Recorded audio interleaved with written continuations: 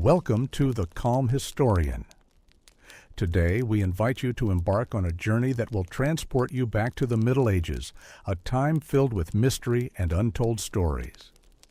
We will dive into the lives of those often forgotten by history, the beggars who roamed the streets of medieval Europe, living in the shadows of society. Their lives, wrapped in secrecy and misunderstanding, offer a unique glimpse into a world of hardship and resilience. Picture yourself walking down narrow, cobbled streets, surrounded by the sounds of a bustling town. The air is thick with the scent of damp stone, wet earth, and the weight of daily toil. Life in the medieval city was far from easy, and among the busy crowd were the beggars, whose lives were barely acknowledged by those around them. Today, we'll uncover the truth behind their existence, shedding light on their hidden lives while keeping a soothing, calm pace, perfect for easing your mind and helping you drift off to sleep. Before we begin, don't forget to subscribe to the channel and give this video a like if you find yourself enjoying the gentle rhythm of history. Let us know where you're watching from and what time it is, whether you're listening as the night falls or in the quiet moments of the early morning. Now, settle in, relax, and allow your mind to wander gently as we explore a forgotten chapter of history. We begin our journey now with a closer look at who these medieval beggars really were. Let us begin by stepping into the world of a medieval city, where beggars were a common and often unavoidable sight. This was a time when life was incredibly tough, and many people lived on the fringes of society, struggling to survive. The beggars of medieval Europe are often overlooked in the grand narrative of history, but they played an essential role in the daily rhythms of life. Imagine yourself walking through one of these cities, narrow winding streets lined with stone buildings and bustling marketplaces. The air smells of fresh-baked bread, burning wood, and the earth's dampness after a long rain. And in the corners of the streets, in the shadow of the towering buildings, there are those who have little more than their clothes on their backs and a plea for alms in their hands. Who were these beggars, and why were they such a visible part of medieval life? Many of them were born into poverty, where social mobility was limited and survival was a daily struggle. In a world with few opportunities to rise above your station, the path out of poverty was elusive. As a result, many were forced to resort to begging as a means of survival. Life for beggars was often not just about asking for charity, it was a fight for basic survival in a harsh world. Medieval society, steeped in religious tradition, viewed beggars as a necessary part of life. Begging wasn't always seen as a moral failing, but as something that many people were simply forced into due to circumstances beyond their control, like famine, disease, or war. As we reflect on their lives, think about this. In a time without the comfort of modern conveniences, the options for the poor were extremely limited. There were no social services, no welfare systems to catch those who fell through the cracks. The harshness of medieval society left many with no choice but to beg, even as they tried to maintain some semblance of dignity in their existence. Now that we've taken a closer look at who these beggars were, let's explore the larger context of medieval society and uncover how their lives intertwined with the daily functions of the cities and towns. As we begin to look deeper into the lives of medieval beggars, it becomes clear that their existence was far more complex than simply being the recipients of charity. In fact, their role in medieval society was multifaceted, touching on elements of religion, economics, and even the very social fabric that held the community together. Let's now reflect on the crucial part they played in the cities and towns where they wandered. In medieval Europe, cities were often places of incredible contrasts. Markets filled with goods from distant lands, the sound of church bells ringing in the distance, and the smell of roasted meats wafting from street vendors. And yet, amid this bustle of commerce and religion, the beggars were a constant presence. They were not mere outcasts. They were woven into the daily rhythm of life, existing at the edges of society, often overlooked but undeniably important. Religion, especially Christianity, played a pivotal role in shaping the beggar's place in society. Almsgiving was seen as a moral and spiritual duty. The church preached charity, and those who gave to the poor were often promised blessings, not just in this life, but in the next. Imagine, if you will, the towering cathedrals with their intricate stained glass windows casting colorful light onto the stone floors. Outside these churches, beggars could often be found, quietly asking for help. They weren't just seen as poor souls, they were a visible reminder of the moral duty that society had to its less fortunate members. But beggars did not merely rely on charity. Many found ways to contribute to their own survival.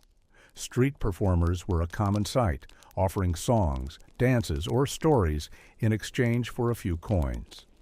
Others took up small trades like sharpening tools or selling inexpensive goods. These activities were not necessarily glamorous, but they allowed beggars to carve out some semblance of dignity in a world that seemed to offer them little. As we reflect on these roles, think about the invisible threads that connected beggars with the rest of society. They were a part of the larger economic system, even if their lives were lived in the margins. In a way, they were both seen and unseen, integral to the flow of everyday life, yet often ignored by those who passed them by. Their social position was precarious, though. Laws and city regulations often made life difficult for beggars. Some were required to wear distinct clothing, making them easily identifiable and subject to ridicule. Others were driven from city to city, never able to settle, always wandering. The legal system didn't always offer them protection. In fact, some towns even enacted laws that would force beggars to leave, seeing them as a nuisance or a moral threat. Despite these harsh realities, the beggars' survival was a testament to their resilience. The world around them was filled with uncertainty, yet they found ways to adapt, to eke out a living, and to survive. They were not just passive victims, they were active participants in the ebb and flow of medieval life, navigating a world that often refused to acknowledge them as anything more than invisible. As we step further into the world of medieval beggars, it's essential to understand how the law shaped their lives.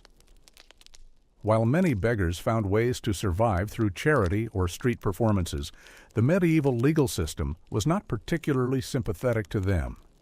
In fact, there were strict laws in place that regulated begging, reflecting a society that saw poverty as something to be controlled rather than alleviated.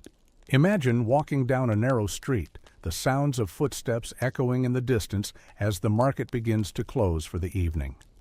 There are the beggars, as usual, positioned at the entrance of the church or sitting near the gates of the town, their eyes following the people who pass by. Yet, unbeknownst to most, these beggars were subject to a set of rules that governed not just their survival, but their very right to be on the streets. In many medieval cities, the act of begging was not just a simple request for help. It was an activity that was tightly controlled by local authorities. Town councils, guided by both practical concerns and religious teachings, implemented laws to determine who could beg, where they could beg, and for how long. Begging was often considered a public nuisance, and in some cases, it was viewed as a form of moral degradation. One of the most notable regulations was the requirement for beggars to carry a begging license or a special pass. This permit, which was sometimes given by the church or local authorities, allowed beggars to ask for alms without fear of being punished. However, obtaining such a license was not easy. Those who didn't have one were often punished, either through imprisonment or forced expulsion from the town. Moreover, certain groups were targeted by these laws more than others. For example, the idle beggar, someone who was perceived to be healthy but unwilling to work, was often the focus of legal action. The assumption was that the poor should not simply beg for a living, they should work, or at least be seen trying to earn their bread. If beggars could not prove they were in need due to illness or other misfortune, they could be penalized for unjust begging. Additionally, some medieval cities passed laws aimed at reducing the number of beggars. These laws often included the destruction of begging camps, the small shelters or makeshift homes that beggars created at the outskirts of towns. Some towns even offered relief programs, such as providing food or shelter to beggars during times of extreme need. But these programs were not intended to offer long-term support.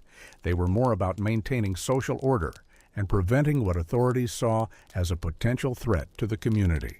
In this way, the medieval legal system didn't simply view beggars as unfortunate individuals, but as societal problems to be solved. These laws were part of a larger effort to maintain a certain level of order and cleanliness in the growing cities. For authorities, beggars were often seen as an eyesore, a reminder of the unequal distribution of wealth and power, and a symbol of a world that was far from perfect.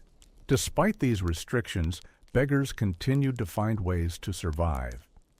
They adapted to the laws and often found creative ways to remain on the streets, even under the watchful eye of the authorities. Some would travel in groups, which made it harder for them to be removed from the city. Others would rely on the church's charitable institutions, which were often exempt from the laws governing begging. These laws, though harsh, reveal the way medieval society was deeply invested in controlling its poorest members. Beggars, as visible symbols of poverty, were constantly monitored and regulated, their existence both necessary and problematic for the social structure. Having explored the harsh legal framework that surrounded beggars, let's now look at another aspect of their existence: the relationships they formed with each other. Though their lives were filled with isolation and poverty, beggars in medieval Europe often developed tight-knit communities that provided both physical and emotional support. These communities, while born out of necessity, were also vital in helping individuals navigate the challenges of their difficult lives. As we imagine the streets of a medieval town, with the noise of traders packing up their goods and the flickering of torchlight casting long shadows, consider how beggars might have gathered in groups for survival. Though society largely ignored them among themselves, these beggars often created a network of mutual aid. They shared food, information, and sometimes even shelter, particularly during harsh weather or times of illness. These informal groups were not only practical, but often emotional lifelines as well. At its core, the beggar community was one of shared experience. Each member understood the hardships and fears of the others. This solidarity became essential in a world where, for most, every day was a battle for survival. But more than just a safety net, these groups often offered a sense of camaraderie, a rare feeling of belonging in a society that had little room for them. Despite being on the fringes, these beggars formed their own set of social rules. They learned to trust those who had proven their reliability. They exchanged tips on where to find the most generous townspeople or the best places to rest unnoticed. In times of crisis, such as a plague or a famine, they could pool resources, ensuring that the most vulnerable among them were not left to fend for themselves. But beyond survival, there were deeper emotional connections.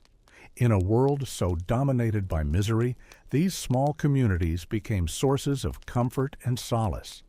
They shared stories, jokes, and even dreams of a better life, however improbable. In fact, these relationships helped stave off the crushing loneliness that so often accompanied life on the streets. Through shared hardship, they forged bonds that gave them a sense of purpose and mutual respect. Though they were often seen as invisible by the rest of society, to each other these beggars were important. They were a part of something larger than just their own solitary existence. In this way, the beggar community was a testament to human resilience and the innate desire for connection, even in the most challenging of circumstances. Now that we've seen the importance of community among beggars, it's time to explore another critical aspect of their lives: their relationship with religion. Medieval society was deeply shaped by Christianity, and the church had a powerful influence over nearly every part of life, including the lives of beggars. For many, religious institutions were the primary source of support, yet the church's view of beggars was both compassionate and, at times, judgmental. The act of giving to the poor was not only seen as a moral duty, but also a way to ensure spiritual salvation. Imagine walking past a magnificent cathedral, its towering spires reaching up toward the sky, and the sweet scent of incense drifting through the air. Outside, beggars were often found waiting for a kind soul to offer them alms, believing that such acts would be rewarded not just on earth, but in the afterlife. The church viewed charity as a form of piety. It was a way for the wealthy to prove their devotion to God. Almsgiving was considered a direct path to heaven, and many beggars saw their daily lives as intertwined with the will of the divine. They were not merely asking for handouts, they were fulfilling a deeper spiritual purpose. For the beggars, the religious significance of charity added a layer of dignity to their struggle. It wasn't just about survival, but about participating in the sacred act of giving and receiving. However, the church's relationship with beggars was not entirely free of stigma. On the one hand, the church was a sanctuary for the poor, offering refuge and food. On the other hand, the church also perpetuated the idea that beggars were morally inferior or spiritually flawed. They were often depicted as suffering for their sins or as individuals in need of spiritual redemption. This judgment wasn't always explicitly harsh, but it was pervasive, shaping how beggars were viewed both by society and themselves. Furthermore, the church had its own set of rules regarding who was worthy of charity. Not all beggars were treated equally. Those who were sick or infirm were seen as deserving of help, while others, especially those who were able-bodied, were sometimes viewed with suspicion. The underlying assumption was that the able-bodied beggars were either lazy or morally corrupt. Despite these judgments, the religious influence on beggars was a double-edged sword. While they might have been seen as spiritually inadequate by some, others found comfort in the belief that their suffering had a higher purpose. The relationship between beggars and religion, thus, was both a source of support and a reminder of the social hierarchies that kept them at the margins. As we continue our journey through the world of medieval beggars, it's impossible to ignore one of the most devastating forces that shaped their lives: disease. The Black Death, which swept through Europe in the 14th century, was a cataclysmic event that deeply affected all of society, but it had particularly severe consequences for the poor and vulnerable, including the beggars who were already living on the edges of survival. Picture the streets during these grim times, once bustling marketplaces now eerily quiet, with the sound of hooves or footfalls becoming rarer and rarer. The air, once filled with the sweet smells of freshly baked bread or spices, now stinks of illness and death. As the plague ravaged Europe, it claimed the lives of millions, and no one, rich or poor, was safe. But for beggars who already lived in cramped and unsanitary conditions, the impact was particularly devastating. When the Black Death arrived, beggars were among the first to suffer.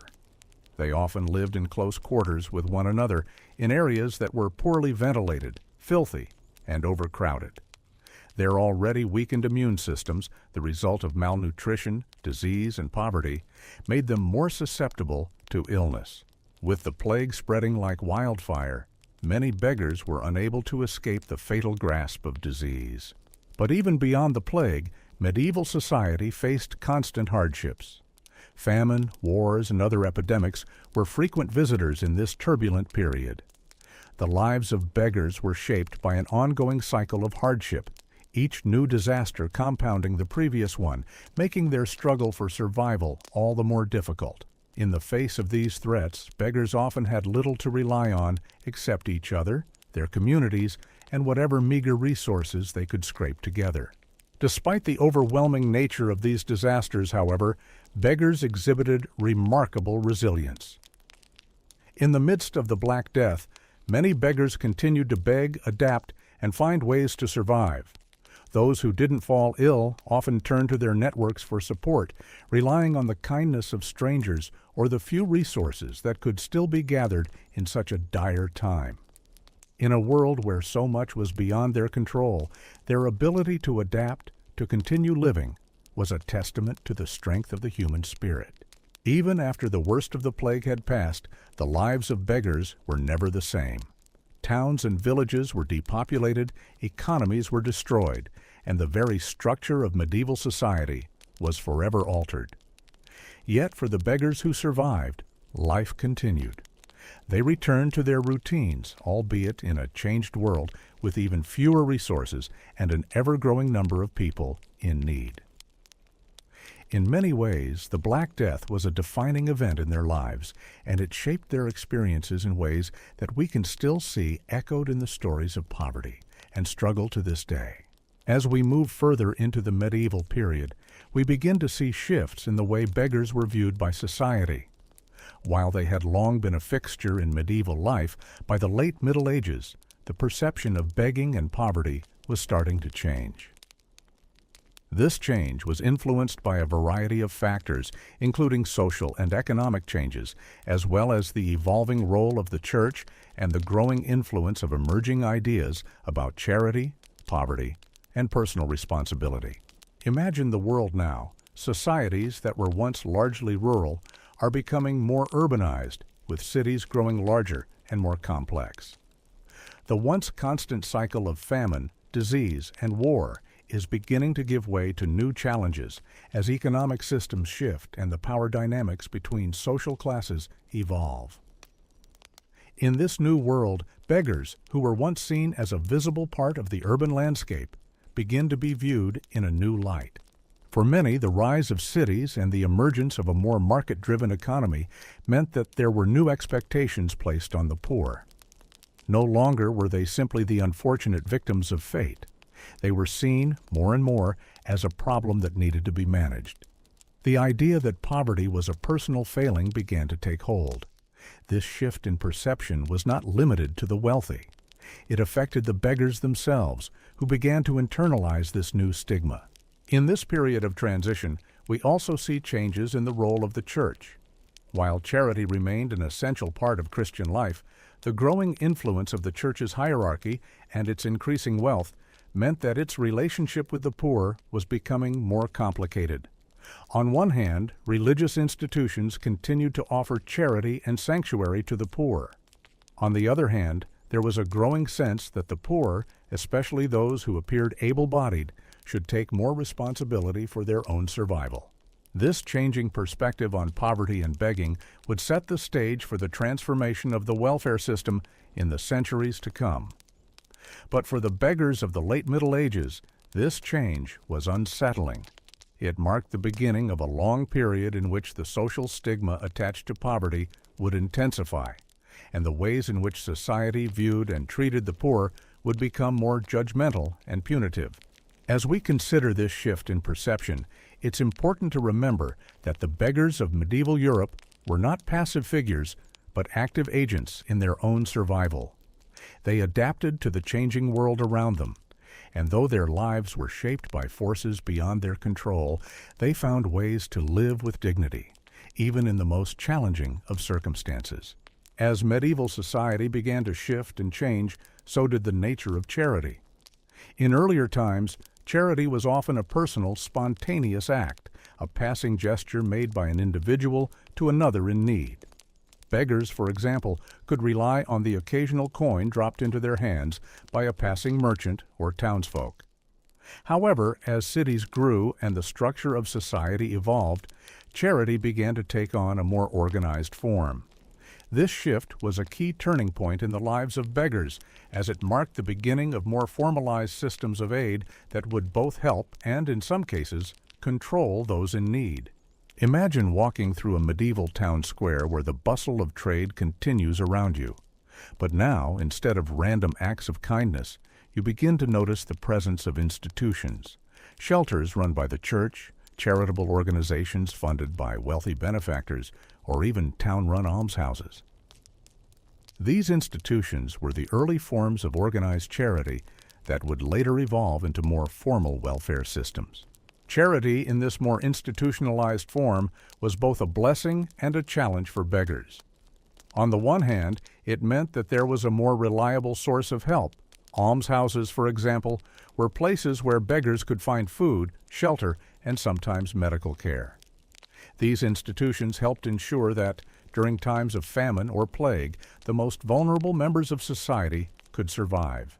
But on the other hand, the shift toward organized charity also meant that beggars were now subjected to more scrutiny. Charity became less about individual compassion and more about regulation.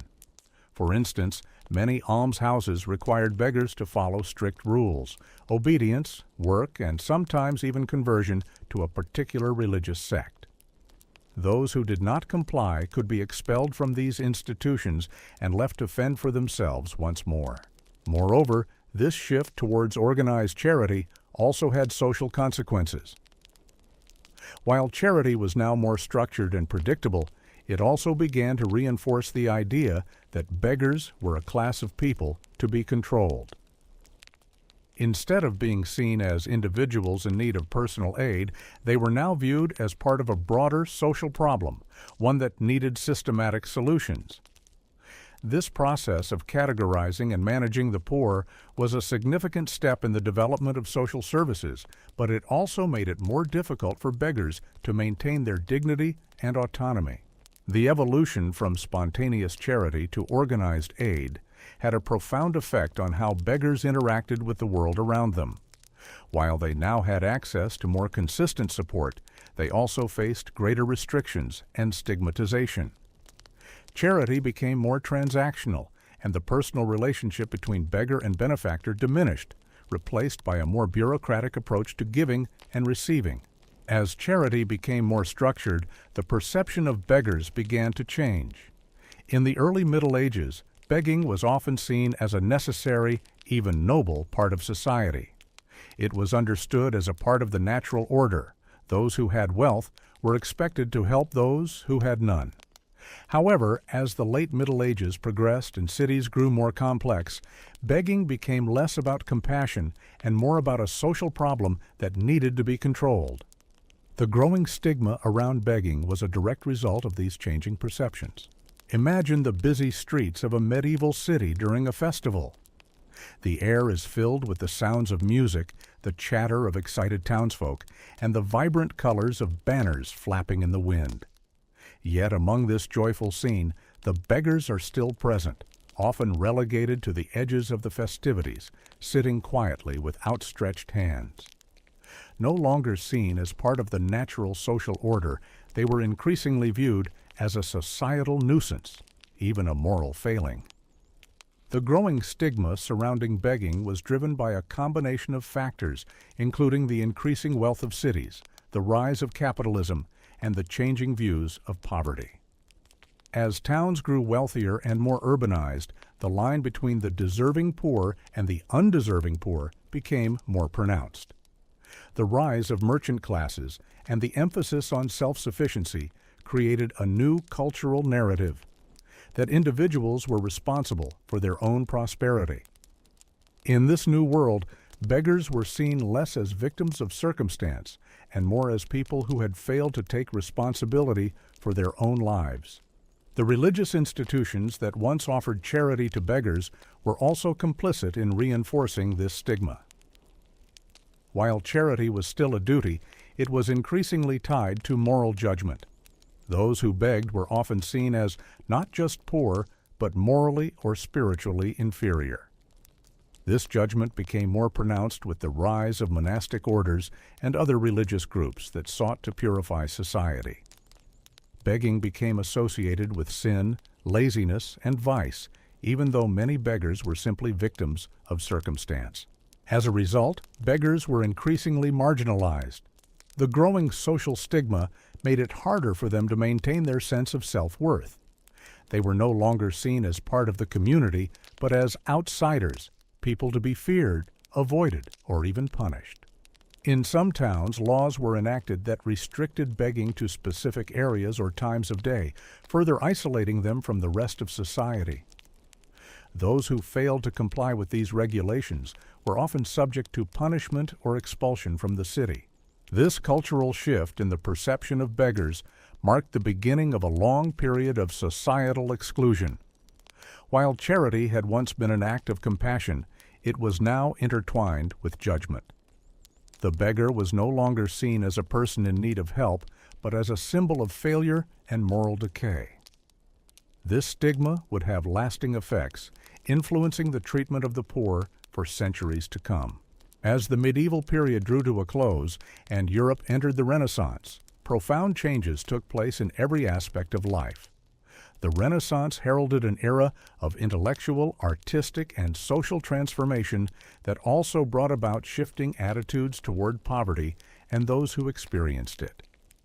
While the beggars of the medieval world were largely seen as an unavoidable part of society, the Renaissance saw a growing desire to understand poverty and its causes in new ways, which had both positive and negative effects on the perception of beggars.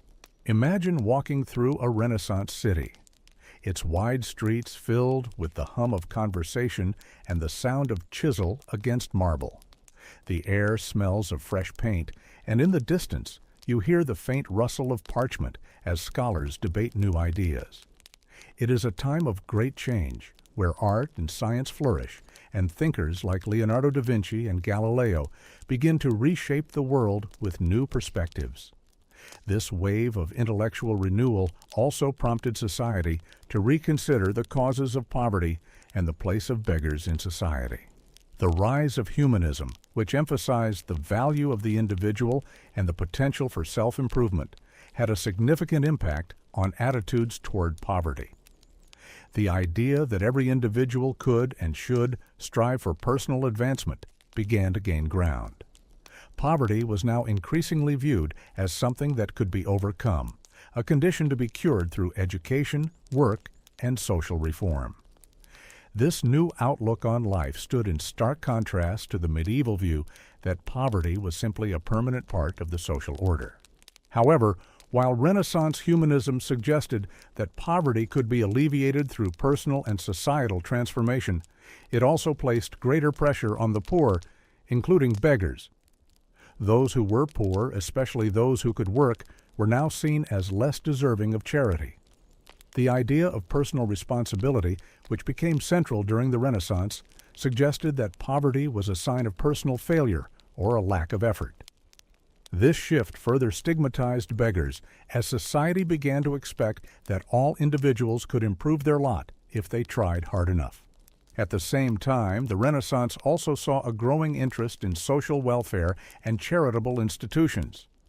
Cities became more organized, and institutions like hospitals and orphanages were established to care for the poor.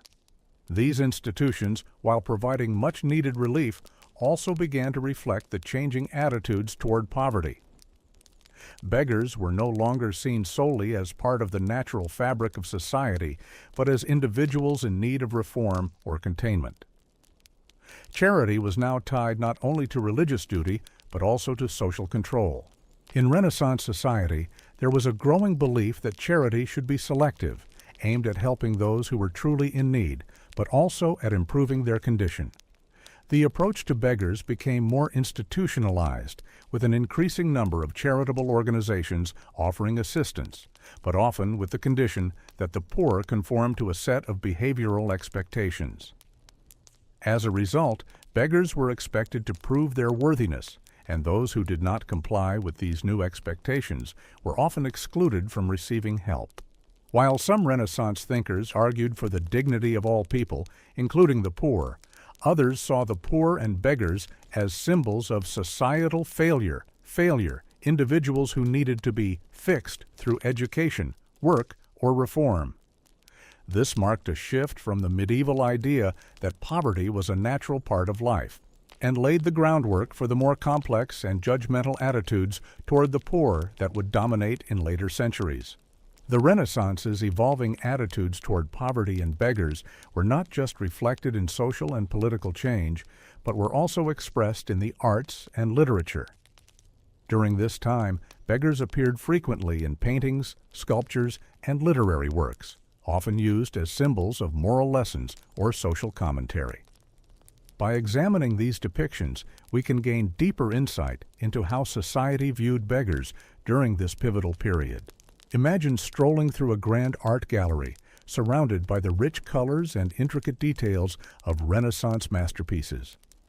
Some paintings might depict beggars in the corners of scenes, often isolated, their weathered faces a stark contrast to the opulence surrounding them. In many of these works, beggars were portrayed not as full characters with their own stories, but as figures of moral reflection. They were often shown as reminders of the fragility of human life, the inevitability of aging, and the potential for spiritual redemption. Their presence in art emphasized themes of charity, humility, and the transience of wealth. In literature, beggars were often used as symbols of moral lessons. Writers and playwrights such as Geoffrey Chaucer and William Shakespeare wrote about beggars and the poor, using them to critique the moral and social order. Beggars in literature were frequently depicted as wise in their suffering, representing a humble path to spiritual enlightenment or a warning against greed and excess. In some works, beggars were also shown as characters who could not be easily pigeonholed as simply good or bad. They were individuals with complex motives and inner lives. For instance, in Chaucer's Canterbury Tales, beggars are represented in a way that challenges the reader to think about the social structures that lead to poverty. The beggars in these stories are often portrayed with humor, but their presence serves to expose the hypocrisy of the church and the nobility, who may preach charity but often neglect those in need. Similarly, in Renaissance art, beggars were often shown in a way that invited reflection. Artists like Rembrandt and others in the Northern Renaissance painted beggars in ways that emphasized their humanity. These portraits were not just of the poor, but of individuals who had stories to tell. In these paintings, beggars were seen not as mere symbols of poverty, but as fully realized human beings, with faces full of expression, sometimes joyful, sometimes sorrowful, but always filled with life. These portrayals of beggars in literature and art were deeply tied to the changing views of poverty in society. They reflected both the growing empathy and the increasing judgment placed on the poor.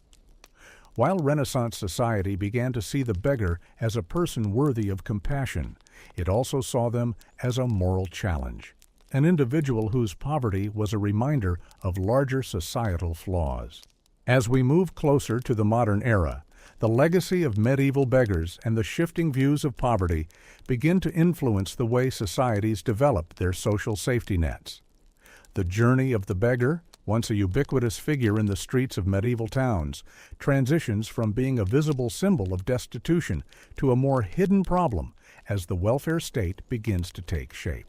The historical evolution of beggars is crucial in understanding the birth of modern welfare systems and the continuing societal challenges of poverty.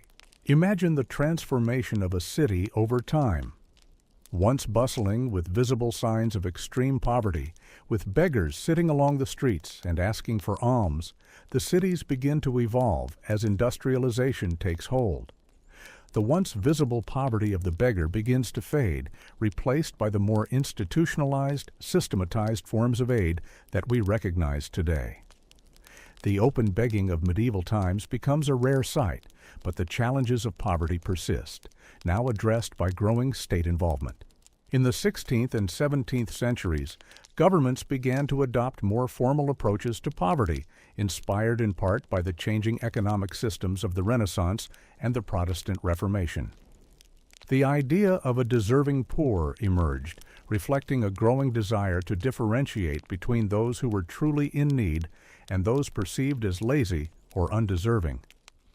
This idea of categorizing poverty marked a significant shift from the medieval approach, where beggars were simply seen as part of the social landscape. For the beggars of earlier centuries, this shift meant that their presence was no longer as acceptable in public spaces. They were gradually pushed to the margins as cities adopted laws that restricted begging. As industrialization took hold, the visibility of beggars decreased, replaced by poorhouses and workhouses designed to manage the poor in a more controlled environment. The idea of public charity began to take on a more bureaucratic, institutional form, yet the inherent stigma surrounding begging remained. The rise of the welfare state, which we see developing in the 19th and 20th centuries, sought to address the issues of poverty in a more systematic way. Begging, which had once been a visible part of the social landscape, became something that was often hidden away in the larger social framework. The modern welfare system sought to prevent the need for begging, offering unemployment benefits, health care, and other forms of social support. However, even as the means of support became more formalized, the perception of the undeserving poor continued to haunt these policies. The modern world inherited many of its ideas about poverty from the medieval and Renaissance periods. While much has changed, today we often think of poverty in terms of systemic issues rather than individual moral failings. The legacy of medieval beggars and the way they were viewed by society still lingers in the attitudes toward poverty. The notion that those who are poor are somehow morally deficient or responsible for their plight still exists in certain parts of society, despite the more compassionate welfare models that have been developed. Beggars in the medieval period may have been visible, their lives shaped by harsh realities, but their legacy lives on in our ongoing struggle to understand and address the complex issues of poverty. While the institutionalization of charity and the rise of social services have made begging less common in some parts of the world, the core issues of inequality and access to resources remain as urgent as ever. The beggars of the past helped pave the way for the welfare systems we have today, systems that continue to evolve, shaped by history, culture, and our collective beliefs about who deserves help and why. As we approach the modern era, it's important to explore another facet of the beggars' existence, their intersection with crime and the laws that were designed to keep them at bay. In medieval and Renaissance society, beggars were often seen not only as victims of poverty, but also as potential threats to social order.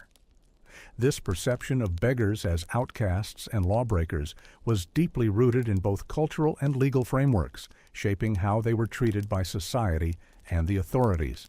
Imagine a medieval city at dusk, the fading light casting long shadows on the cobblestone streets. The marketplace is quieting down, and the last of the town's bustling activity begins to wind down. The beggars are still present, but now there's an air of suspicion surrounding them. They are no longer just poor individuals asking for charity. They are viewed by some as potential criminals, individuals who might resort to theft, fraud, or other illicit means to survive. This shift in perception didn't happen overnight, but as urban centers grew and wealth became more concentrated, the fear of crime and disorder grew as well. Beggars, who were often seen as outside the structures of society, were vulnerable to being associated with criminal activity.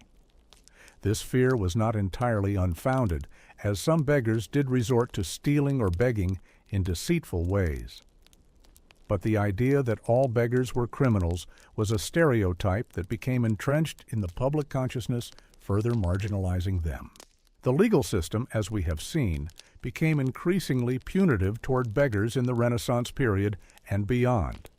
Laws were enacted that criminalized begging, and those caught begging without a license or who were found guilty of fraudulent begging could face harsh penalties, including imprisonment, whipping, or being forced to wear identifying badges.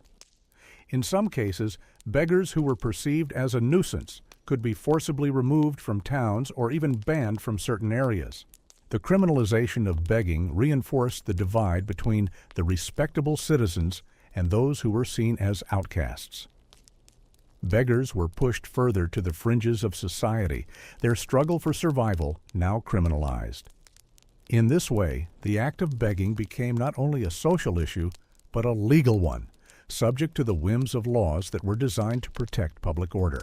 In many ways, this association between poverty and crime continued into the modern era.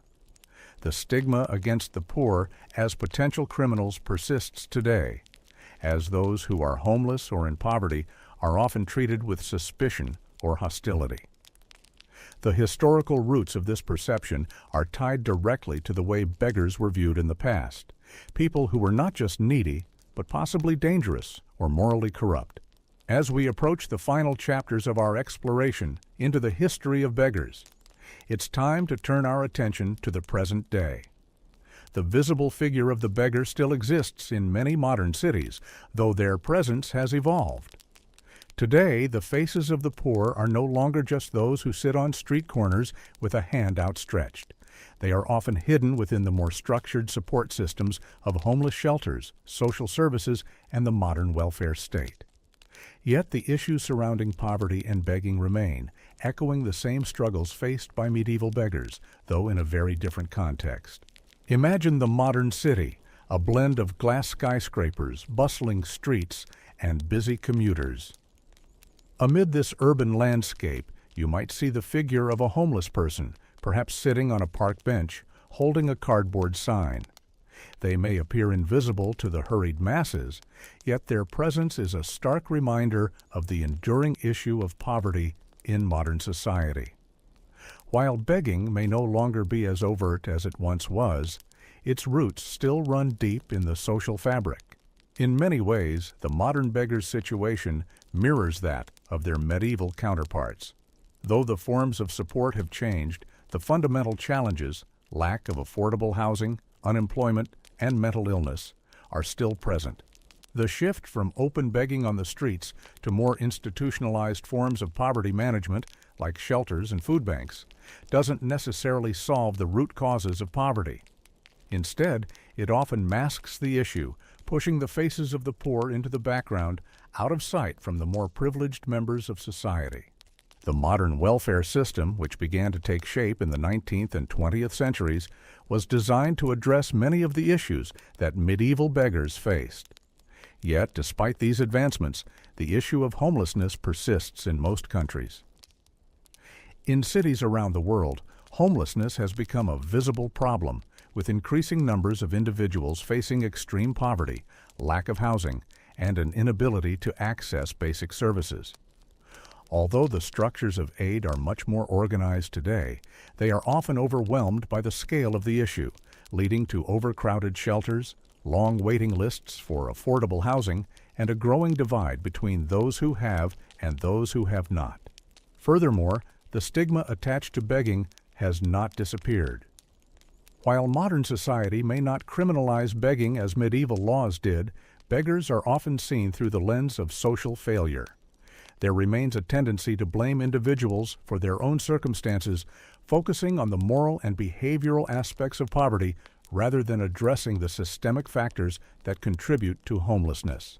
This moralization of poverty, which can be traced back to the medieval perception of beggars as spiritually or morally deficient, continues to influence how beggars are viewed today. But despite these challenges, the modern beggar has more resources at their disposal than ever before. Shelters, soup kitchens, and outreach programs provide a safety net that wasn't available in medieval times.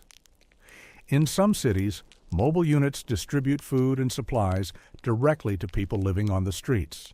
In many parts of the world, social programs exist to help transition people from homelessness to stable housing, and advocacy groups continue to push for better resources and solutions. Still, the question remains: why, in the modern age, is begging still so prevalent? Why are there still individuals living on the margins of society despite the existence of welfare programs? The answer lies in the complexity of modern poverty. While social safety nets are available, they are often difficult to navigate, stigmatized, or insufficient to meet the growing needs of the poor. Economic inequality, rising housing costs, and a lack of comprehensive mental health services all contribute to the continued visibility of poverty. As we come to the conclusion of our journey through the lives of beggars, from their medieval roots to their modern counterparts, it's important to pause and reflect on what we've learned. The beggar, as a figure in history, has always been at the margins, seen but often ignored, essential to the social fabric, yet pushed out of sight by society's discomfort with poverty. From the early days of medieval Europe, where beggars wandered through bustling towns and cities, to the rise of organized charity systems and the eventual development of the welfare state, the story of the beggar is a reflection of society's changing attitudes toward poverty. Through these transitions, we've seen how the beggar has been treated, first as a moral and spiritual figure, then as a societal nuisance, and finally as a person in need of help, albeit still often invisible and marginalized. In many ways, the story of the beggar mirrors the larger story of social change. As societies evolved, so too did the ways in which they responded to poverty and inequality. The rise of organized charity, the development of welfare programs, and the increasing visibility of homelessness all point to the ongoing struggle to understand and address the needs of the most vulnerable members of society. Yet, despite these efforts, the issue of begging has not disappeared. It is a reminder that poverty is not just an individual failing, but a systemic issue, one that requires comprehensive solutions that address the root causes of inequality and marginalization. The beggars of history, once seen as invisible and insignificant, are now part of a broader conversation about social justice, economic inequality, and the right to a dignified life. As we reflect on this, let us remember that the beggars of the past were not just figures of charity. They were human beings, each with their own story, struggles, and dreams. Their journey, though shaped by the harshness of their circumstances, is also a testament to resilience, community, and the power of survival in the face of overwhelming odds. And so we close this chapter of history, knowing that while the names and faces of beggars may have changed, their story continues to be an integral part of our collective narrative, one that calls for compassion, understanding, and ultimately, change. Beggars in the Middle Ages played an important and multifaceted role, not only as a part of the social structure, but also as figures deeply connected to the religious practices of the time. To understand how beggars influenced religion, it's essential to grasp just how vital the concepts of mercy, charity, and spiritual life were in everyday medieval society. Their image was not simply tied to poverty or homelessness. They became symbolic of holiness and divine trial. In their portrayal, many aspects of Christian teaching were woven together, representing suffering and redemption, service to God and society, and ideals of poverty as a path to sanctity. It is difficult to overstate the importance of religious beliefs in the daily lives of people during the Middle Ages. In Christian tradition, suffering was often perceived as a divine test, one that purified the soul. For those forced to live on the streets, poverty was not merely a material condition, it was a spiritual path that allowed them to test themselves and draw closer to God. The Church taught that suffering and poverty could lead to sanctity, and this deeply influenced the perception of beggars. They were seen as people chosen by divine will. In the eyes of the faithful, their suffering mirrored that of Christ, who, as is well known, also endured poverty and loss. Thus, wandering beggars were perceived as living saints among the people, symbols of martyrdom, endurance, and spiritual purity. The Church actively supported this image, encouraging people to give alms, not only as a charitable act, but as a way to draw closer to the divine. Sermons often emphasized that acts of charity were not only about aiding the poor, but about purifying one's soul. Beggars thus became not just recipients of charity, but active participants in religious life, symbolizing Christian ideals of humility and virtue. Another crucial spiritual aspect tied to beggars was humility. In medieval Christian teaching, humility was considered one of the highest virtues. In this context, beggars were not only viewed as figures of poverty, but also as living embodiments of this essential virtue, an outward expression of a spiritual commitment to renounce worldly pleasures in service to God. Beggars, in this light, became symbols of inner purification and repentance. Their life of hardship was seen as divine discipline meant to cleanse their souls. This image was especially attractive to ascetics and monks who chose the voluntary path of poverty, foregoing material wealth to dedicate themselves fully to God. For religious communities, beggars reflected the values they held dear. It was not enough to simply give alms, it was important to do so with genuine faith, understanding that each act of charity was not only helping the poor, but also advancing one's spiritual journey. In this way, beggars became not just objects of charity, but active participants in the religious and spiritual practices of the time. A particularly fascinating aspect of the beggar's role in medieval religious life was the emergence of certain individuals who began life as beggars but eventually became saints, venerated for their holiness and spiritual journeys. These figures were regarded not as mere victims of poverty, but as sacred individuals whose lives exemplified divine grace. One of the most famous examples is Saint Francis of Assisi, who, after renouncing his wealthy inheritance, chose a life of poverty and service to the poor.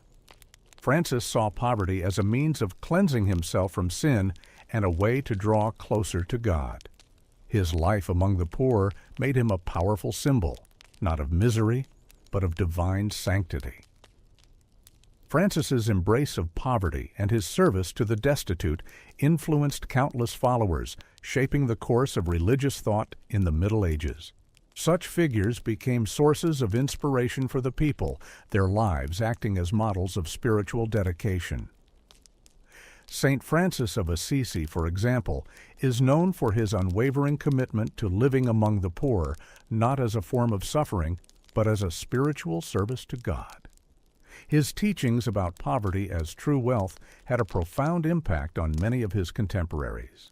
Moreover, these beggars-turned-saints became part of Christian mythology, often regarded as mediators between the earthly and the divine. Their poverty and suffering were seen as signs of their sanctity, the path they walked offering a bridge to the heavenly kingdom. In this way, beggars in the Middle Ages were not merely seen as helpless. They were figures of spiritual insight and divine grace, reminding people of the deep connection between human suffering and God's plan. Almsgiving in the Middle Ages was viewed not just as social charity, but as an essential act of spiritual purification. It was believed that the act of giving alms was a way for believers to atone for their sins, bringing them closer to salvation. In this sense, beggars were viewed as instruments in a larger spiritual process. They were not just individuals in need, but the means by which others could earn divine favor. The act of giving alms was often associated with the notion of the Last Judgment, the belief that good deeds performed during life would be rewarded in the afterlife. Beggars in this context symbolized the divine opportunity for salvation as they became living embodiments of God's call for mercy. This understanding reinforced the belief that helping the poor was not only an act of generosity, but also a vital part of one's spiritual journey. Beggars, therefore, were seen as instruments of divine teaching. By giving to them, the faithful could purify their souls. The relationship between beggar and benefactor was not just transactional, but deeply spiritual. It was through this interaction that people could both aid those in need and advance their own religious goals. Thus, beggars became more than symbols of poverty. They were central to the spiritual economy of the time. Monasteries played a crucial role in supporting the poor and the beggars of the Middle Ages. Monks and nuns often took on the responsibility of caring for the destitute, offering them refuge and food. In this context, monasteries were not merely religious centers, but social institutions that provided vital assistance to the poor. Monasteries often had hospitals where the poor could receive medical care, as well as shelters where homeless individuals could find temporary refuge. This role of providing care to beggars reflected a deep commitment to the Christian teaching of loving one's neighbor. Monks, in particular, saw caring for the poor as part of their divine calling, viewing it as a fulfillment of the Christian commandment to serve the needy. In this way, monasteries acted as spiritual havens for beggars, offering not only physical sustenance, but also spiritual solace. They were places where beggars could find not only food and shelter, but also an opportunity to experience God's mercy. The Church's embrace of the poor through the actions of monastic communities highlighted the centrality of charity in the medieval Christian worldview. Beggars in the Middle Ages were also associated with deep spiritual experiences and mystical practices. For some, Poverty was seen as a path to greater inner freedom, a route to spiritual enlightenment. This could be described as a form of spiritual asceticism, where many beggars and religious figures rejected material possessions in order to attain a closer relationship with the divine. In this context, poverty was not merely a struggle for survival, but a means of purifying the soul. It allowed individuals to detach from worldly distractions and focus entirely on God. Beggars who embraced this form of poverty often saw their life on the streets as a mystical journey, one that brought them closer to spiritual purity and divine wisdom. In this sense, beggars were seen as more than just poor souls. They were living symbols of the struggle for spiritual truth. Their poverty was not just an external condition, but an inward process of purification and asceticism. As such, their lives represented the deepest levels of spiritual discipline, echoing the lives of saints who also rejected material wealth in favor of divine knowledge. The system of punishment for beggars in the Middle Ages was multifaceted and deeply entwined with the social, religious, and political structures of the time. While beggars were often seen as victims of circumstance, they were also regarded as a social problem, one that needed to be controlled, managed, and sometimes punished. From outright criminalization of begging to specific forms of punishment, the medieval response to poverty and homelessness was both harsh and complex.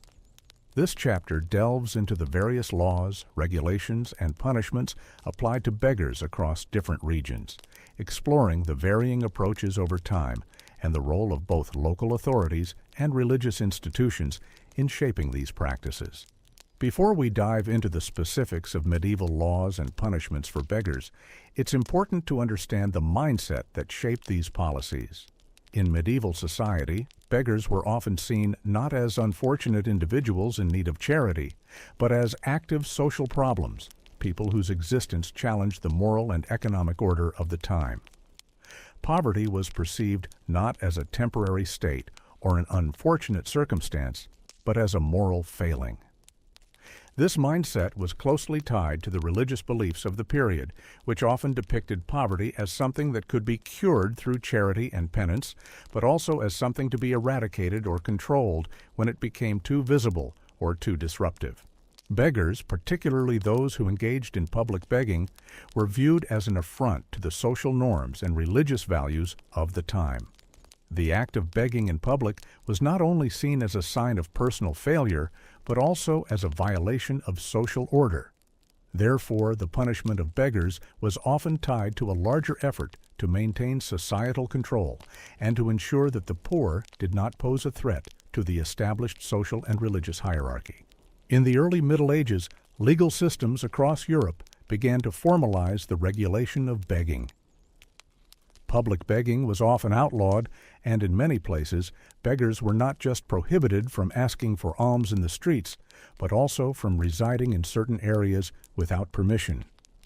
These laws reflected a growing concern with public order, and the criminalization of begging was seen as a means to regulate the poor and ensure that they did not disrupt the stability of urban life.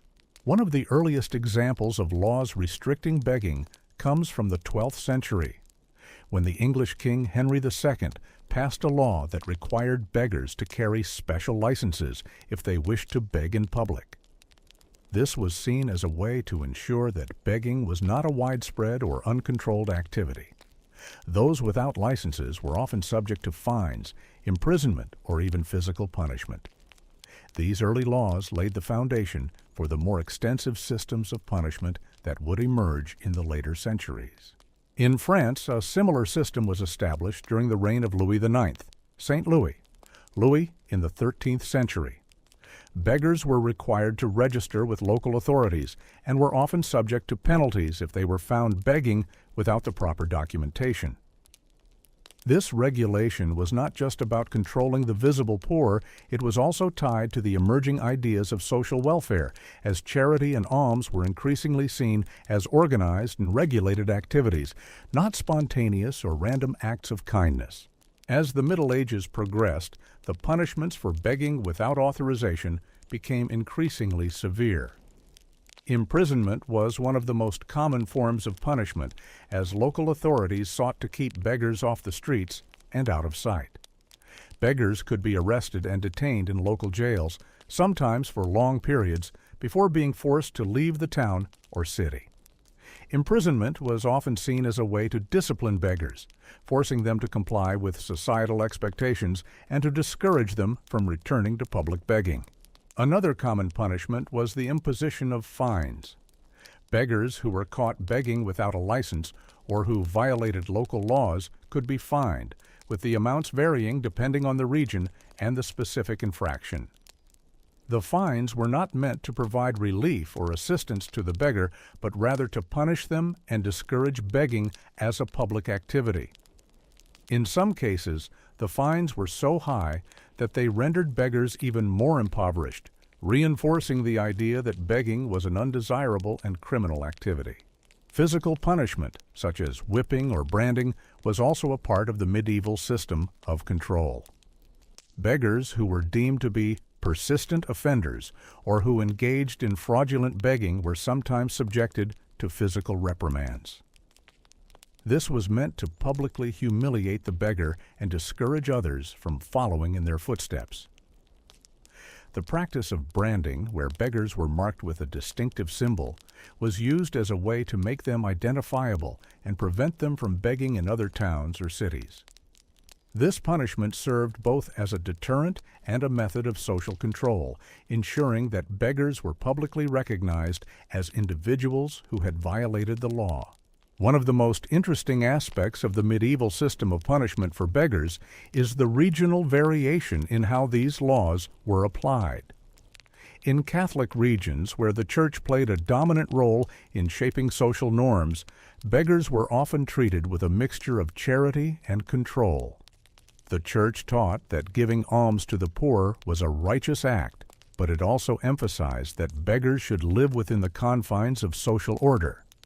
As a result, punishment for beggars in Catholic areas was often tied to the need for maintaining public order, while still recognizing the religious duty to care for the poor.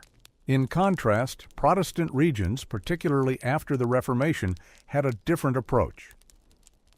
The Protestant emphasis on self-discipline and individual responsibility led to a stricter attitude toward poverty. In Protestant regions, beggars were often viewed with suspicion, as their poverty was seen as a result of moral failure. As such, punishment for begging in Protestant areas was harsher and more punitive. There was less emphasis on charity and more focus on the idea that the poor needed to be reformed or removed from society. Beggars in Protestant regions were more likely to face severe punishment, including physical chastisement, imprisonment, and even expulsion from towns or cities. The role of local authorities in managing beggars and enforcing laws varied widely across Europe.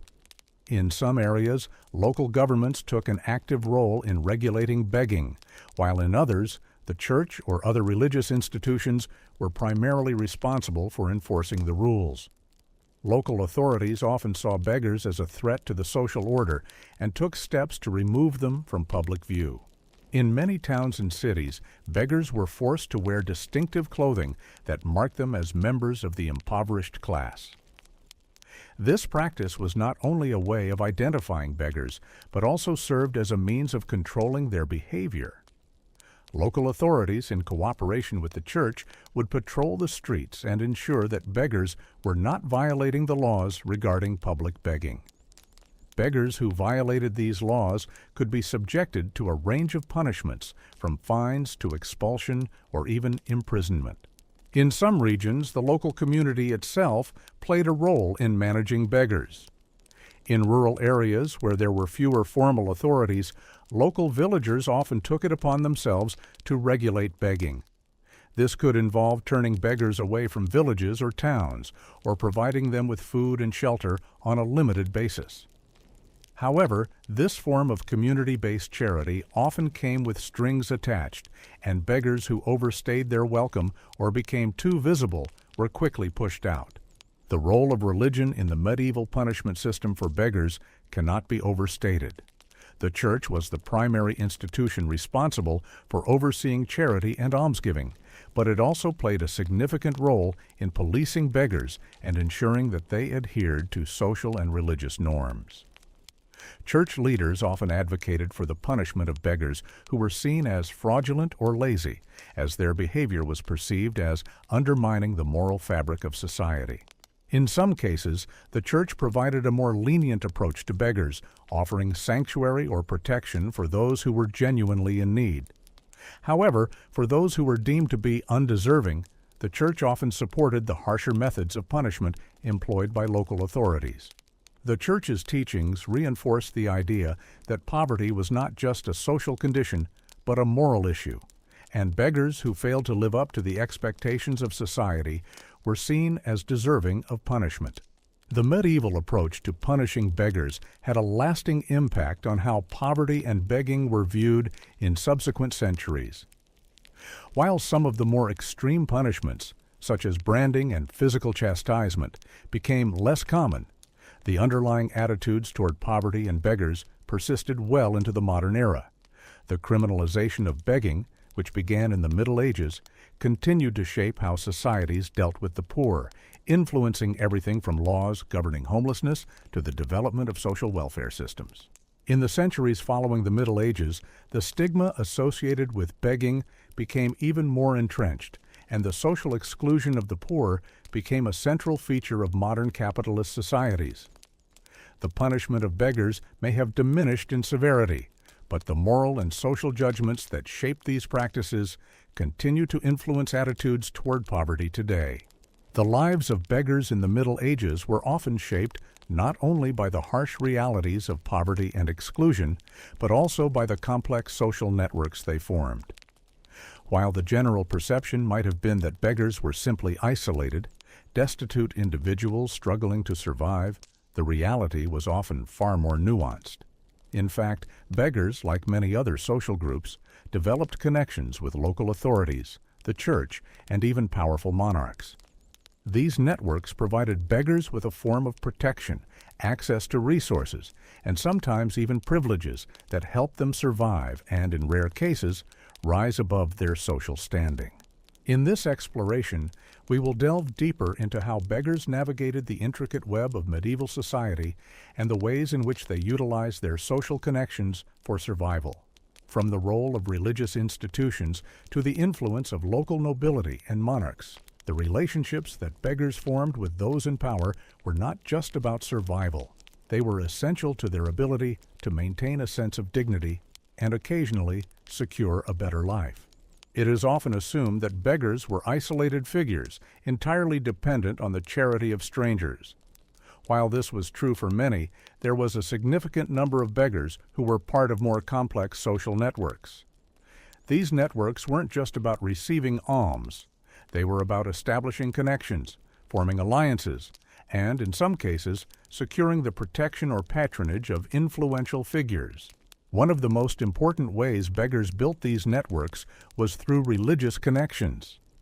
In medieval society, the church played a dominant role in all aspects of life, from social welfare to the governance of cities and towns. Beggars, who were often seen as living embodiments of Christian virtues like humility and suffering, found allies in the church, which not only provided charitable aid but also offered protection. Monasteries, for example, served as sanctuaries for the poor, offering them food, shelter, and sometimes employment. The church, in turn, encouraged charitable giving as an act of spiritual merit. Those who donated to beggars were often seen as fulfilling a religious duty, and the church promoted this relationship as a way to earn divine favor. However, beggars could also establish direct relationships with religious figures, abbots, bishops, and even popes, who, through their influence, could offer them privileges. In some cases, beggars who proved their devoutness or spiritual purity became patrons of religious orders or were even granted special privileges, such as exemption from certain taxes or fines. While beggars often relied on the church for spiritual support and charity, they also had to navigate the political and legal structures that controlled the urban spaces where they lived. Local authorities such as mayors, town councils, and magistrates were tasked with managing the poor in their communities. While some towns took a harsh stance, expelling beggars or even criminalizing begging, others allowed them to exist within regulated limits under specific circumstances. Interestingly, many beggars could leverage their relationships with local authorities to gain privileges, such as the right to beg within certain districts or the protection from expulsion. Some beggars became adept at negotiating with local officials, offering services or support in exchange for leniency or favor. Beggars who had established a rapport with influential individuals could be provided with safe spaces, perhaps a certain street corner or a position outside a church, where they could beg without fear of retribution. In some cases, beggars became the unofficial representatives of the poor in towns, advocating for the needs and rights of the impoverished. They could appeal directly to town councils, asking for exemptions from laws that would have forced them to leave or limiting their ability to earn a living through alms. These beggars acted as intermediaries between the poor and the authorities, often providing information about the conditions of the streets, the needs of the sick, or the plight of children. Such relationships were often mutually beneficial. Local authorities, recognizing that beggars represented a growing social issue that needed managing, could use beggars as a source of information about the state of the urban poor. In turn, beggars who had gained the favor of local officials could enjoy a certain degree of protection and privilege. In certain cases, beggars were able to forge connections with the monarchy, which had the power to grant protections, privileges, and even exemptions from local laws. Monarchs, particularly in more centralized medieval states, had the authority to regulate begging across their realms, and they often issued royal decrees that provided beggars with specific rights, such as permission to beg during certain religious festivals or in certain areas of the kingdom. These royal decrees were especially important in times of famine or plague, when the number of beggars swelled dramatically. Monarchs would often issue proclamations protecting beggars from being expelled from towns or cities, recognizing that charity and mercy were not only spiritual acts, but also political necessities for maintaining public order. Monarchs who portrayed themselves as defenders of the poor, like King Louis IX of France, Saint Louis, would often offer public patronage to beggars and the institutions that cared for them, framing their support for the poor as part of their divine right and royal duty. Royal patronage could have significant consequences for beggars as it provided them with access to royal resources. Beggars might receive food, shelter, or direct support from the royal court or from the charitable institutions funded by the monarchy. The church and the monarchy often worked hand in hand to manage poverty, and beggars who had secured royal favor were sometimes able to find sanctuary and support during times of crisis. However, monarchs also used beggars for political purposes. At times, the poor were seen as a tool for gaining political favor or for demonstrating the monarchy's commitment to charity and justice. Monarchs who appeared compassionate toward beggars were praised for their benevolence. This patronage, while genuine in some cases, also had a strategic dimension, and beggars were sometimes used to advance the political interests of the ruling elite. The relationship between beggars and the church was perhaps the most complex and important of all. While the church provided the majority of charity, it also played a role in protecting beggars from harsh legal treatment. For example, some religious orders created laws that exempted beggars from certain taxes, land levies, or other burdens imposed by local authorities. In addition, the church's role as an institution of mercy and charity meant that it often took a lenient view toward beggars. Clergy members, especially those who had ascetic views, saw beggars as spiritual beings who, through their suffering, were in a direct relationship with God. For many church officials, beggars symbolized Christ himself, who had lived in poverty and wandered the streets of Jerusalem. This spiritual connection gave beggars a certain moral weight and allowed them to tap into the religious power structures to secure their survival. In some cases, beggars who were especially pious or had a reputation for holiness became associated with religious orders. They were granted special rights and privileges, such as the ability to beg without restriction or to stay in the shelters of the monastic orders. This type of spiritual patronage was not reserved solely for those who lived in monastic communities. It extended to those who demonstrated their piety and devotion to God through their poverty and suffering. While it might seem unlikely that beggars could engage in political lobbying, there were rare cases where individuals or groups of beggars were able to advocate for their rights and needs through social and political means. These beggars had learned how to navigate the complex web of power in medieval cities, and some were able to gain the support of influential patrons within the aristocracy or the nobility. Beggars who had strong social networks or protectors among the higher classes were in a better position to demand fair treatment or to lobby for changes to local laws. These advocates often worked within the legal system to petition local officials for better conditions for the poor or to seek exemptions from discriminatory laws. In this sense, beggars could use their social capital to gain significant privileges, often bypassing the usual hardships faced by the most marginalized members of society. A prime example of this dynamic is seen in guilds or charitable organizations, where beggars were sometimes granted membership or sponsorship.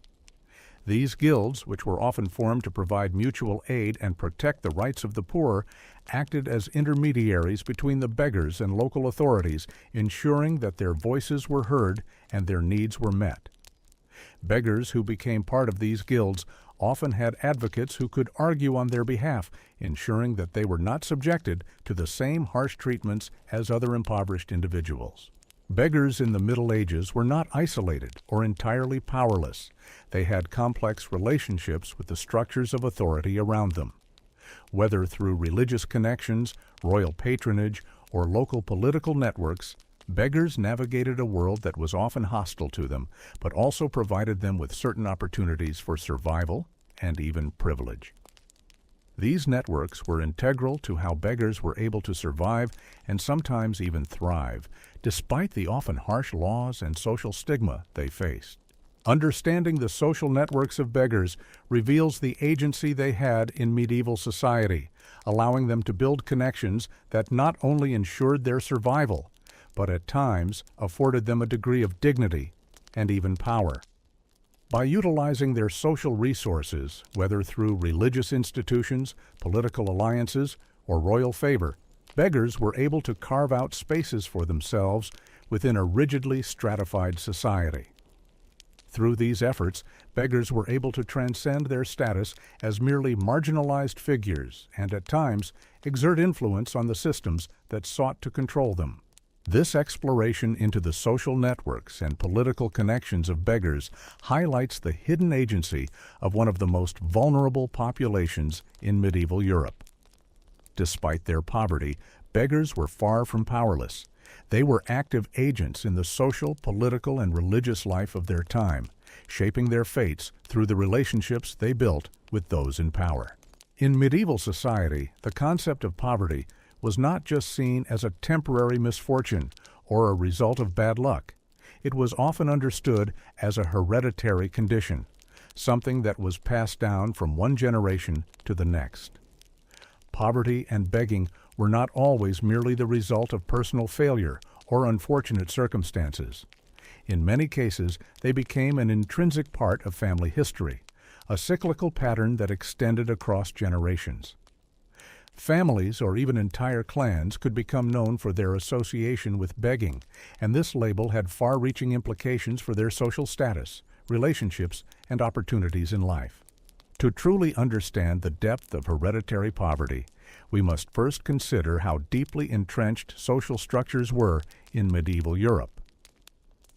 There was little social mobility in the Middle Ages, and economic status often determined the trajectory of a person's life from birth. For many, the social caste they were born into was their destiny. This reality created a scenario where, for certain families, the cycle of poverty was so ingrained that it became nearly impossible to break free. The dynamics of medieval society, in which class and family background played a pivotal role in shaping one's opportunities, meant that being born into poverty often led to a lifetime of hardship, often with little hope of change. In medieval Europe, certain families were stigmatized for their poverty, with their reputation becoming inseparably linked to begging. These families or clans were often viewed as belonging to the lower social strata, and their poverty was seen as a perpetual inheritance passed down from one generation to the next. This was not just a result of unfortunate circumstances or personal failings, but was seen as something biologically or culturally inevitable. Beggars who came from long-standing poor families often had a distinct identity tied to their lineage of poverty. These family histories were well known in their communities. People knew who the beggars were and where they came from. Over time, this legacy became part of the family's social identity, an identity that was difficult to escape. Just as noble families could boast of their ancestral estates and long-standing prestige, certain families could be traced back through generations of beggars whose poverty had become institutionalized within the family's tradition. Hereditary poverty was more than just a financial condition. It carried a profound social stigma that impacted the lives of those born into it. In many towns and villages, people born into poor families were viewed with a sense of prejudice and resignation. The expectation was that poverty was not a temporary state, but a permanent feature of their lives. These individuals were seen not as victims of circumstance, but as inherently incapable of changing their situation, reinforcing the belief that they were destined to be poor and, by extension, to beg for survival. This social stigma had lasting consequences. Children born into families of beggars were often not given the same opportunities as their wealthier peers. Education, social mobility, and even the ability to form relationships or find work were severely limited. This reinforced the cycle of poverty, as the children of beggars were often raised with few prospects other than following in the footsteps of their parents. In a society where class divisions were rigidly enforced, the idea that some families were forever condemned to a life of poverty became a self-fulfilling prophecy. The perception of hereditary poverty as an inescapable fate led to a cultural acceptance of this state of affairs, with little to no expectation that people born into poor families could rise above their station. This created a social environment in which the poor were not just economically marginalized, but also socially excluded and stigmatized. As we explore the lives of beggars from families with long histories of poverty, we begin to see the emergence of a generational cycle of begging. For many poor families, begging was a learned behavior passed down from parents to children as a means of survival. Just as children born into wealth were taught the ways of the upper classes, children born into poor families were taught how to beg for alms, how to navigate the streets, and how to rely on charity as a means of survival. This cyclical nature of poverty meant that young beggars often had no other reference points in life. Without education or opportunities to break the cycle, they had little choice but to continue begging, just as their parents and grandparents had done before them. In this way, poverty and begging became institutionalized within families, passed down like an inheritance that was just as unshakable as land or wealth in more fortunate families. In some regions, families of beggars became so entrenched in their status that their begging practices became ritualized. Certain families could be seen begging in specific locations known by the local population, and even treated as if their begging was a long-standing tradition.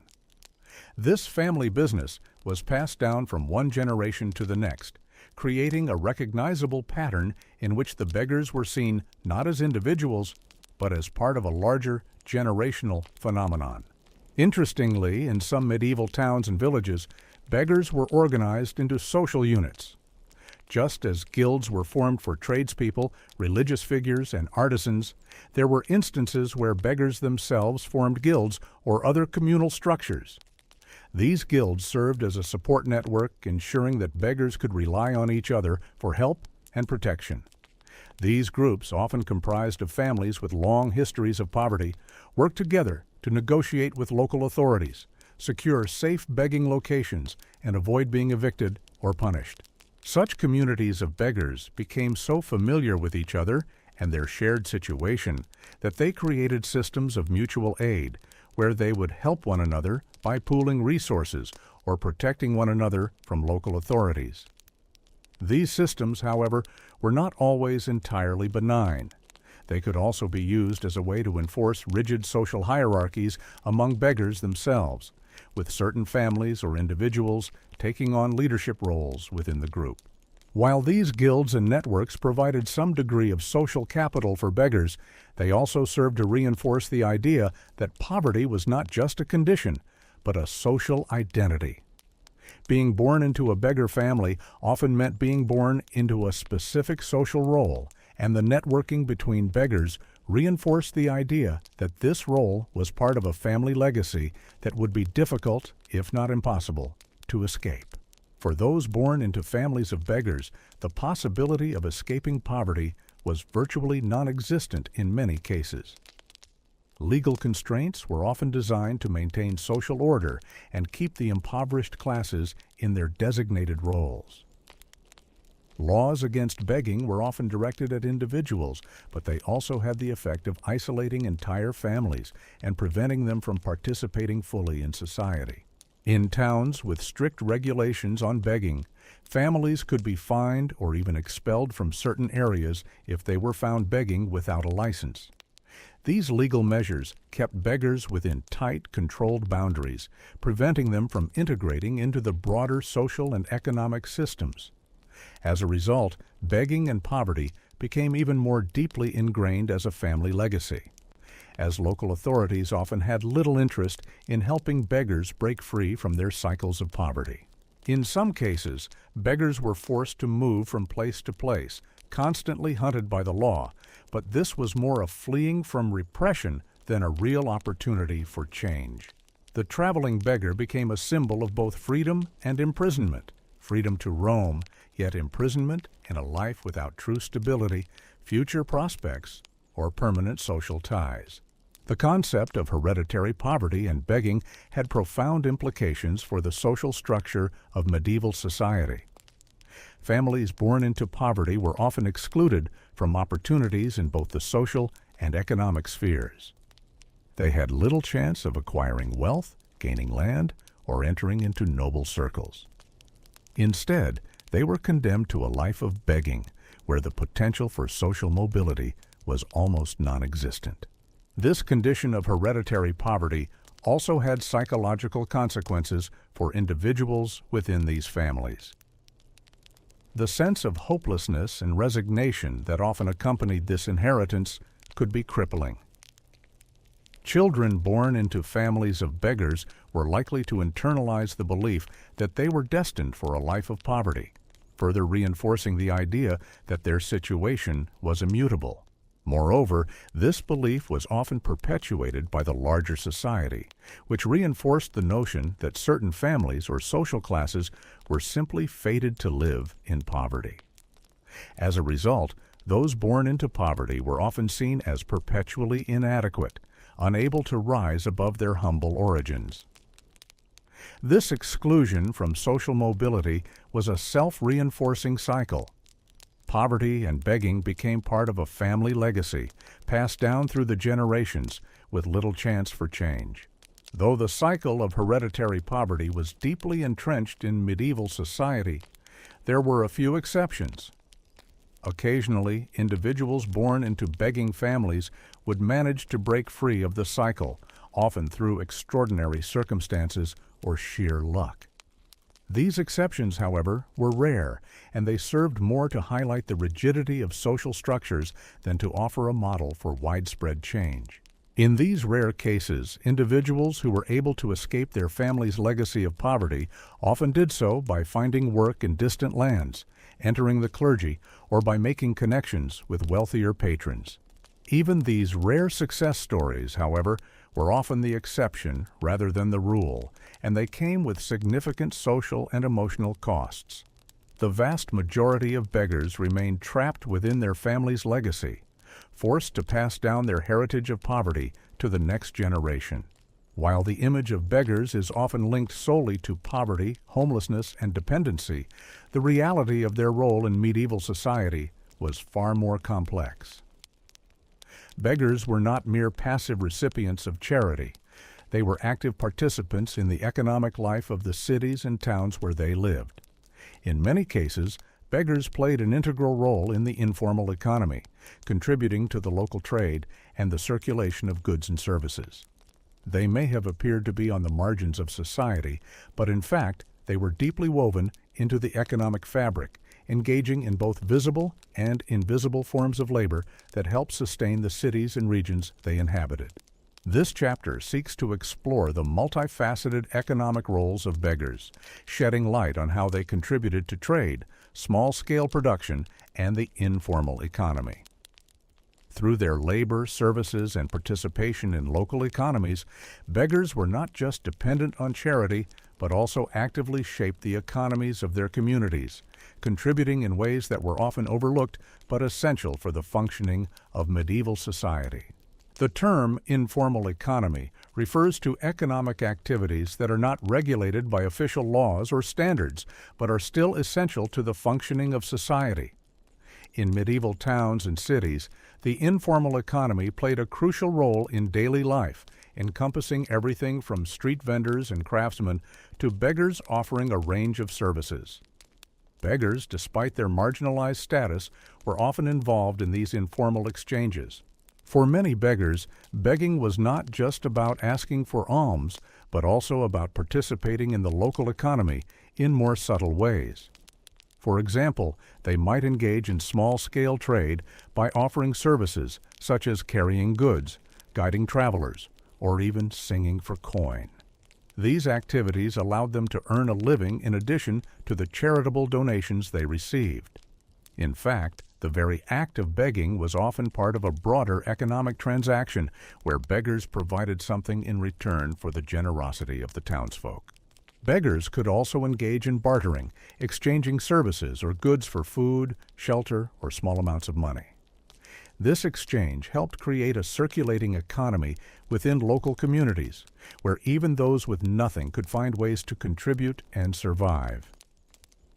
Beggars often worked alongside other marginalized groups, such as street performers or peddlers, forming a web of informal economic activity that supported the daily life of medieval cities. One of the most visible ways beggars contributed to the economy was through their involvement in street performance. Many beggars were skilled in singing, storytelling, or playing musical instruments, and they offered these performances in public spaces in exchange for donations.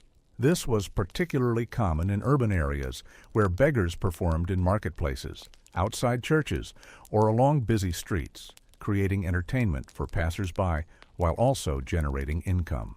Street performers often formed part of the cultural and social landscape of medieval towns. Their performances not only provided amusement, but also served as a form of social commentary. Through their songs, stories, or dramatic acts, beggars could reflect the lives of the common people, expressing frustration with social injustices or offering moral lessons. The performances could be both entertaining and politically charged, making beggars more than just passive figures. They were active participants in the public discourse. In addition to street performance, beggars also provided more mundane labor that contributed to the economy. Some offered services like carrying goods or acting as guides for travelers, while others may have worked as scavengers, collecting refuse from the streets or helping to clean public spaces. Though these tasks were not always glamorous, they were critical to maintaining the cleanliness and order of urban environments. In this way, beggars contributed to the infrastructure of their cities, performing jobs that many people overlooked, but that were nonetheless necessary for the functioning of daily life. Beggars in medieval society often found ways to engage in small-scale craftsmanship and trade, contributing to the local economy through their skills and labor. While beggars were typically seen as dependent on the charity of others, they were also sometimes able to create goods and offer services that were useful to their communities. This ranged from simple crafts such as basket weaving or mending clothes to more specialized skills like cobbling shoes or selling small trinkets. For example, some beggars might collect discarded materials such as leather, fabric, or metal and repurpose them into useful items. Others worked as peddlers, selling food, herbs, or small goods on the streets. These activities provided a livelihood for beggars, allowing them to earn money beyond what they received in alms. In this sense, beggars were small-scale entrepreneurs, navigating the informal markets of medieval cities and towns. In fact, beggars who possessed skills in craftsmanship or trade could often work alongside more established artisans, contributing to the local craft industries. While they were not always part of the formal guild system, beggars often played a crucial role in the local production of goods, and their work helped sustain the local economy. Through these activities, beggars could earn a living while also contributing to the prosperity of the community. Charity and almsgiving were essential components of the medieval economy, and beggars were at the center of this practice. Towns and cities depended on the charitable donations of their wealthier citizens to provide for the poor, and beggars played a key role in facilitating these exchanges.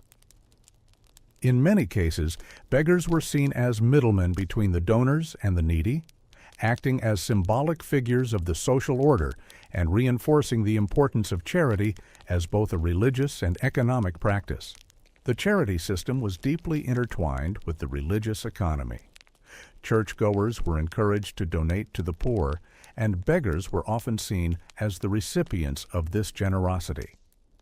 However, beggars were not simply passive recipients. They were active players in the charitable system, helping to perpetuate the cycle of giving and receiving. Through their presence on the streets and in front of churches, beggars acted as living reminders of the social duty to care for the poor, and their begging helped ensure the ongoing flow of charitable donations. The role of beggars in the economy was not limited to their participation in the charity system. The act of giving alms was also an economic transaction for the donor, as it allowed individuals to earn spiritual merit and fulfill their religious obligations. For those in power, charitable giving was also a way to enhance social status. In this way, beggars were essential to the flow of money and goods within the local economy, facilitating both material and spiritual exchanges. In many medieval towns and cities, beggars were common figures in the market, both physically and economically. They would often be found begging outside markets, where merchants and townspeople gathered to trade. In some cases, beggars might act as informants, providing useful information to merchants about the local market conditions, including the price of goods, the arrival of new products, or the status of local trade routes. This gave beggars a certain economic power. They were, in effect, able to influence the flow of trade by passing on knowledge that could shape market conditions.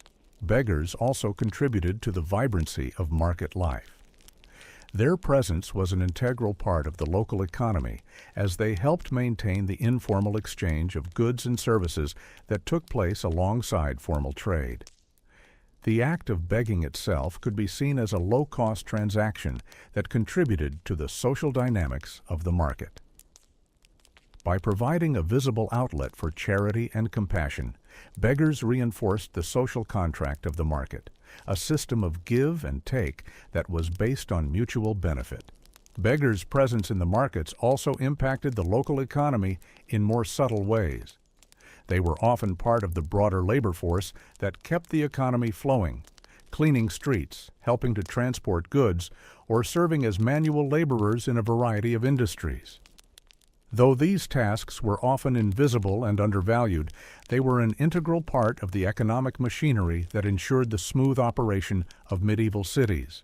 While beggars were often associated with poverty and lack of productivity, they also represented an untapped labor force that contributed to the production of goods in medieval towns.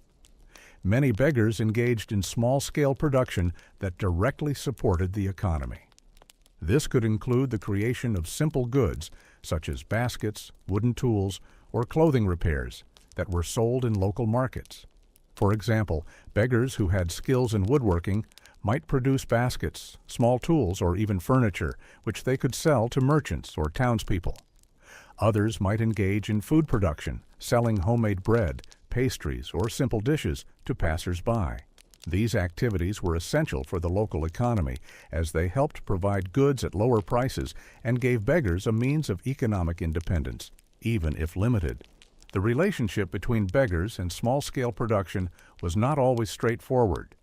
Beggars who produced goods were sometimes viewed as part of a marginalized artisan class, working outside the official guild system. Their products were often sold in informal markets or through direct bartering with customers. However, despite their outsider status, beggars in small-scale production played a vital role in ensuring that communities had access to affordable goods, services, and labor. Beggars in medieval society were far from being passive recipients of charity. They were active, albeit often invisible, players in the local economy. Through their participation in the informal economy, small-scale trade, street performance, and even craftsmanship, beggars contributed significantly to the social and economic life of medieval towns. They were not just a burden on society. They were an essential component of the local economic system, helping to maintain trade, produce goods, and support the daily life of urban centers.